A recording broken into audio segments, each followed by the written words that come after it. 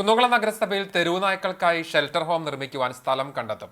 തിങ്കളാഴ്ച ചേർന്ന കൗൺസിൽ യോഗത്തിലാണ് തീരുമാനം.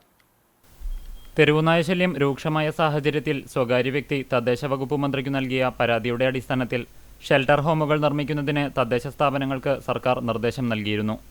CSR ഫണ്ട് ഉപയോഗപ്പെടുത്തിയോ സംരംഭകരുടെ സഹായത്തോടെയോ ഷെൽട്ടർ ഹോമുകൾ നിർമ്മിച്ച് പരിപാലിക്കുന്നതിനാണ് നിർദ്ദേശം. ഇതിന്റെ അടിസ്ഥാനത്തിലാണ് സ്ഥലം കണ്ടെത്തുന്നത്. നഗരത്തിൽ കഴിഞ്ഞ ദിവസം തെരുവുനായയുടെ ആക്രമണമുണ്ടായ സംഭവം കൗൺസിലർമാർ ചൂണ്ടിക്കാട്ടി. നായകൾക്ക് പേവിഷ പ്രതിരോധ കുത്തിവയ്പ് നൽകുന്നതിന്റെ ഒരു ഘട്ടം പൂർത്തീകരിച്ചതായും ഇത് തുടരുമെന്നും ആരോഗ്യകാര്യ സ്ഥിരം സമിതി അധ്യക്ഷൻ ടി സോമശേഖരൻ പറഞ്ഞു. കഷ്ടിപ്പത് ഒരു 10-700 നായകളുടെ മേലെ നമ്മൾ വാക്സിനേഷൻ നമുക്ക് പുറത്തു വരും. അതിപ്പോ ഒരു പുതിയൊരു അറിവ് കിട്ടിയിട്ടുണ്ടെന്ന് വെച്ചെങ്കിൽ ഇഞ്ചക്ഷൻ അടിച്ച നായക്ക് മഴ കൊണ്ട് വാക്സിനേഷൻ പോകുന്നു പറഞ്ഞാൽ ഞാൻ അതേ പുതിയതായിട്ട് കിട്ടും. അതെന്തായാലും ഞാൻ കേട്ടിട്ടുണ്ട്. പെയിന്റ് പോകുന്നല്ല അതിപ്പോ അതിനെ പറഞ്ഞു വീട് പെയിന്റ് അടിച്ചു കഴിഞ്ഞാൽ പൂപ്പില് വന്ന എത്ര പരസ്യം കൊടുക്കുന്നു. ബൈജു റോഡിൽ സ്വകാര്യ വ്യക്തി നഗരസഭയുടെ 15 സെന്റോളം സ്ഥലം കയ്യേറിയതായി ഷാജി അലിക്കൽ ചൂണ്ടിക്കാട്ടി.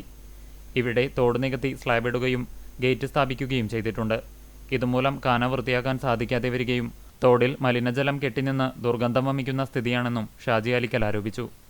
ഇതുമായി ബന്ധപ്പെട്ട് കോടതിയിൽ കേസ് നിലനിൽക്കുന്നുണ്ടെന്നും ഇതിന്റെ വിശദാംശങ്ങൾ പരിശോധിച്ച ശേഷമേ നടപടിയെടുക്കാൻ സാധിക്കൂവെന്നും ചെയർപേഴ്സൺ സീതാ രവീന്ദ്രൻ വിശദീകരിച്ചു. കെട്ടിടം പൊളിക്കണമെങ്കിൽ വിദ്യാഭ്യാസ വകുപ്പിന്റെ അനുമതി വേണം. നമ്മളൊരു പുതിയ ഒരു കെട്ടിടം വരുന്നുണ്ടെങ്കിൽ അതിന്റെ പേര് പറഞ്ഞ് നമുക്ക് നിലവിലുള്ള കെട്ടിടം പൊളിച്ചു മാറ്റാം. അല്ലാത്ത കെട്ടിടം പൊളിച്ചു മാറ്റണമെങ്കിൽ വിദ്യാഭ്യാസ വകുപ്പിന്റെ അനുമതി വേണം. നമ്മളത് അവരുടെ തന്നുള്ള കത്ത് വിദ്യാഭ്യാസ വകുപ്പിന് അയച്ചിട്ടുണ്ട്. അത് പൊളിച്ചു മാറ്റണം. ഇപ്പോഴത്തെ അവസ്ഥയിൽ അത് അന്വേഷിച്ചപ്പോൾ അപകട സാധ്യത ഇല്ല എന്നുള്ളതാണ് റിപ്പോർട്ട് കിട്ടിയിട്ടുള്ളത്. എന്നാലും പൊളിച്ചു മാറ്റാൻ അവരുടെ അനുമതി കിട്ടി കഴിഞ്ഞാൽ നമുക്കത് ടെൻഡർ ചെയ്ത് പൊളിച്ചു മാറ്റാം. ഗേൾസ് ഹയർ സെക്കൻഡറി സ്കൂളിലെ പഴയ കെട്ടിടം പൊളിച്ചുമാറ്റുന്നതിന് വിദ്യാഭ്യാസ വകുപ്പിന്റെ അനുമതി തേടിയിട്ടുണ്ട്.